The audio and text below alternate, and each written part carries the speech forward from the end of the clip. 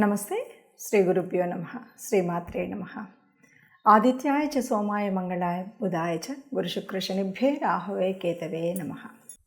July 13, 2024 నుండి August 15 వరకు ఖగోళంలో ఓ ప్రత్యేకమైనటువంటి మార్పు కనిపిస్తుంది. ఈ మార్పు ఒక యోగం. ఆ యోగం ఏమిటి అంటే, కొన్నిసార్లు గ్రహాలు మనకు యోగించేవిగా, కొన్ని యోగించినవిగా ఉంటాయి. జన్మకుండలిలో సహజ సిద్ధంగానే కొన్ని కలయికలు, కొన్ని చూపులు, కొన్నింటి వల్ల మనకు ప్రత్యేకమైనటువంటి యోగాలు కనిపిస్తూ ఉంటాయి. అదేవిధంగా మనకు గ్రహచార అనేటువంటి మార్పు వల్ల, గోచారం వల్ల, గ్రహాలు తిరుగుతూ ఉన్నప్పుడు కొన్ని కలయికల వల్ల కొన్ని యోగాలు అనేవి ఏర్పడతాయి. ఆ విధంగా మనకు ప్రస్తుతం వృషభ రాశిలో ఉన్నటువంటి గురువు ఇప్పటికే ఉపస్థితిలో ఉంటే, మరి కుజుడు తన యొక్క మార్పు వల్ల గురువుతో కలుస్తున్నాడు. ఎప్పుడైతే గురువుతో కుజుడు కలిసినప్పుడు వచ్చేటువంటి ఒక ప్రత్యేకమైనటువంటి యోగాన్ని, దీన్ని గురు మంగళ యోగం అంటాం. మనకు తెలుసు, ఇప్పటి వరకు అనేక రకాల యోగాలు ఉంటాయి. గురువుతో కొన్నిసార్లు రాహువు కలుస్తూ ఉంటాడు. అలాంటప్పుడు గురు చండాల యోగం అంటూ ఉంటారు. అలాగే చంద్రుడు కలుస్తూ ఉన్నప్పుడు గజకేసరి యోగం అంటాం. అదేవిధంగా ఇక్కడ కుజుడు అంటే మంగళుడు అనేటువంటి నామం ఉంది కాబట్టి ఇది గురుమంగళ యోగం అవుతుంది. గురుమంగళ యోగం ఎప్పుడు కూడా ఎవరికైనా సరే మంచిని ఇస్తుంది. ఇప్పుడు సహజంగా మనం చూడాలంటే కొన్ని కారకత్వాలు మనకు తెలిసి ఉండాలి. కారకత్వాల్లో కనుక చూస్తే కుజుడు అంటే ధైర్యం, సాహసం, భూమి, గృహ సంబంధమైనటువంటి విషయాల్లో మనకు యోగించినప్పుడు మంచి చేయడం, యోగించినప్పుడు కొంత అటు ఇటుగా ఉండడం అనేటువంటిది సహజంగా అందరికీ తెలిసినటువంటి ఒక కారకత్వం. మరి గురువు ఏ రాశిలో ఉంటే ఆ రాశి యొక్క కారకత్వాన్ని పెంపొందింపచేయడం ఆయన సహజ లక్షణం.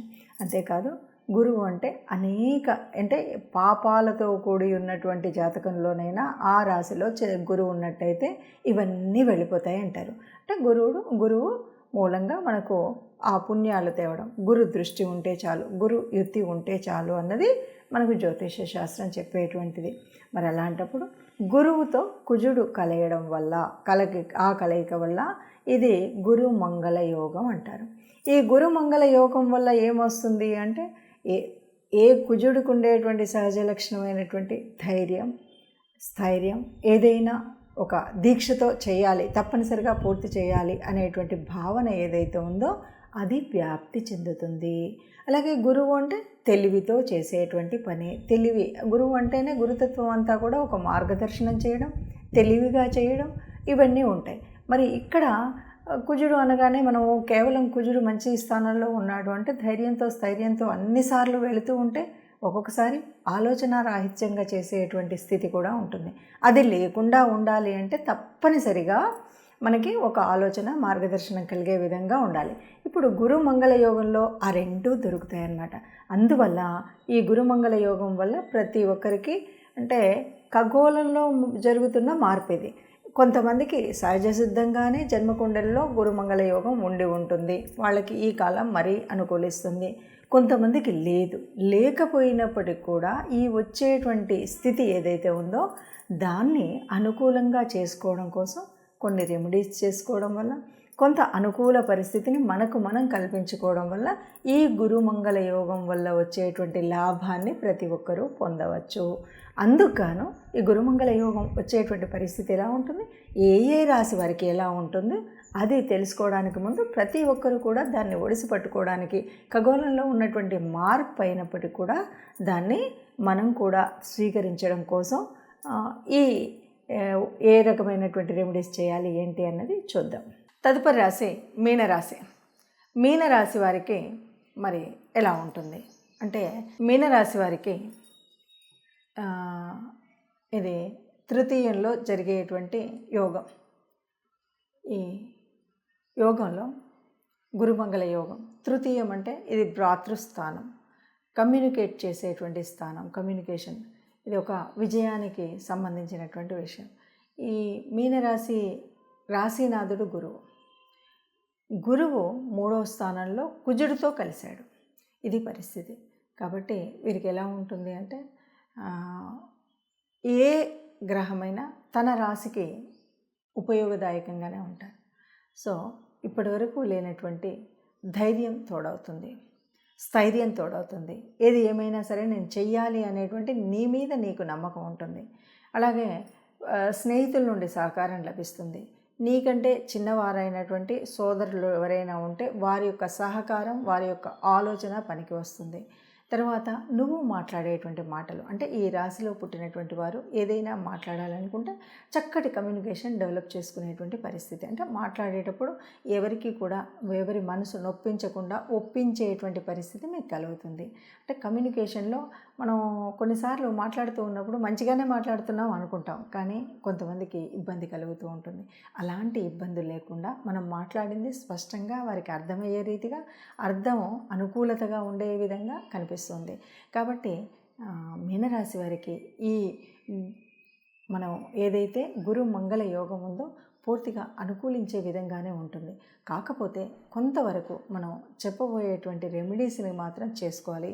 ఈ 45 రోజులు చేస్తామా, లేదు 20 రోజులు చేస్తామా మేమే ఇష్టం, కానీ తప్పనిసరిగా మీకు వీలైనట్టుగా అనుకూల రీతిలో చేసినట్టయితే ఏ రకమైన ఇబ్బందులు లేకుండా ఇప్పుడు మన ఖగోళంలో కనిపిస్తున్నటువంటి దీన్ని కూడా మీరు అనుకూలంగా మార్చుకునేటువంటి పరిస్థితి అయితే ఉంటుంది అని చెప్పొచ్చు. ఇప్పటివరకు మనం రాసుల్లో ఒక్కొక్క దాంట్లో ఎట్లా ఉంటుంది అని మనం అనుకున్నాం. ఇప్పుడు ఈ రాసుల్లో ముఖ్యంగా ఈ ఫలితాన్ని మనం ఖగోళంలో ఉన్నటువంటి పరిస్థితుల మార్పును మనం స్వీకరించాలి.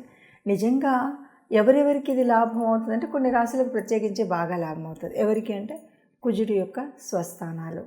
కుజుడి యొక్క స్వస్థానం అంటే మేషం, వృశ్చికం. అది కాదు అంటే వాటి యొక్క ఉచ్చస్థానాలు కూడా ఉపయోగపడతాయి. అంటే కర్కాటకం ఏదైతే ఉందో గురువుకి ఉచ్చస్థానం. అలాగే మకర రాశి ఉంది, మకర రాశి మరి కుజుడికి ఉచ్చస్థానం. ఈ స్థానాల్లో ఉన్నటువంటి వారికి ఒక రకంగా ఉపయోగపడేటువంటి స్థితే. మరి వీళ్ళకైనా మిగతా వాళ్ళకి లేదా అంటే తప్పనిసరిగా అందరూ దీన్ని ఉపయోగించుకోవాలంటే కొన్ని రకాల రెమెడీ చేయాలి. ఎందుకంటే గురు కృప ఉన్నట్టయితే చేసేటువంటి ఆలోచన సరిగ్గా ఉంటుంది. గురు కృప కలగాలి అంటే మనం తప్పనిసరిగా మనం చూస్తూ ఉంటాం, కొంతమంది ఏ రకమైన పనులనైనా చాలా అవలీలగా చేయగలుగుతామనే నమ్మకంతో ముందుకు వెళ్ళగలుగుతారు, కానీ కొన్నిసార్లు తప్పటడుగు వేయడం అనేటువంటిది జరుగుతుంది. కారణం అప్పుడు అంటూ ఉంటారు, తొందరపాటు వల్ల అయింది, కొద్దిగా ఆలోచించుంటే బాగుండేదని. ఆ ఆలోచన విధానం కావాలి అంటే తప్పనిసరిగా గురువు యొక్క ఆశీస్సులు ఉండాలి. మరి మనం ఏం చేయాలి ఇప్పుడున్న పరిస్థితులు?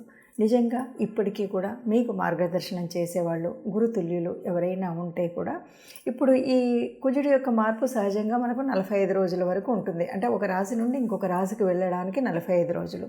ఈ 45 రోజుల కాలం ఏదైతే ఇప్పుడు గురువుతో కలిసి ఉందో, గురువుతో యుతి ఉందో, ఈ కాలంలో తప్పనిసరిగా గురుస్తుతి ఎవరికి చేయాలి అంటే మీకు సహజ సిద్ధంగానే ఉన్నటువంటి మీ గురువులు ఎవరైనా ఉంటే గురువుగారిని వారి యొక్క ఆశీర్వచనం తీసుకోవడం కోసం వెళ్ళడం, వారికి పళ్ళు ఫలాలు తీసుకువెళ్ళడం ఇలాంటివి ఒకటి. లేదు గురుతుల్యులైనటువంటి వారు ఎవరైనా ఉంటే వారి దగ్గరికి వెళ్ళడం, అది రెండవది.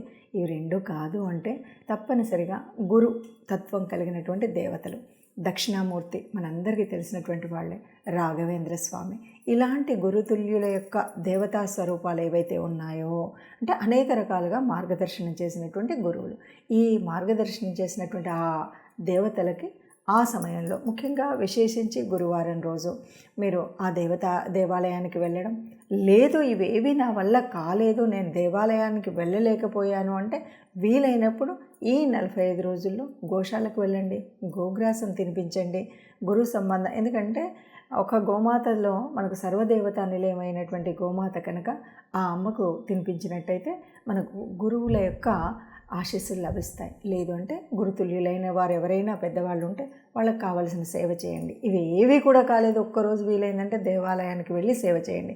మొత్తంగా గురువుల యొక్క ఆశీర్వచనం కనుక ఉంటే ఈ తప్పనిసరిగా ఈ మారుతున్న ఈ 45 రోజుల కాలంలో మనం పొందవలసినటువంటి ఈ గురు మంగళ యోగాన్ని పొందుతారు.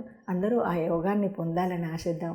అందరూ సుఖంగా ఉండాలి, అందులో మనం ఉండాలి. సర్వే జనా సుఖినో భవంతు.